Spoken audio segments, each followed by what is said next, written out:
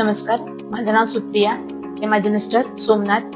Actually यांचा bathroom मध्ये पडून हात फ्रॅक्चर झाला होता. सर्जरी झाली होती आधी दुसऱ्या हॉस्पिटलमध्ये, पण काही कारणास्तव सर्जरी फेल झाली.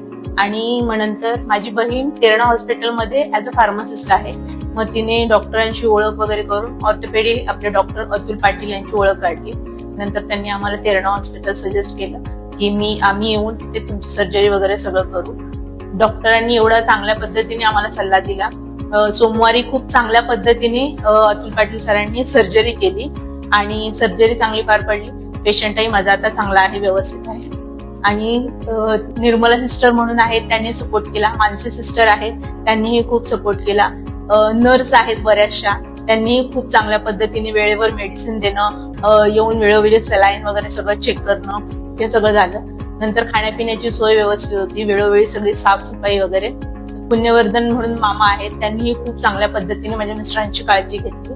तर ओव्हरऑल सगळं काही खूप छान आहे.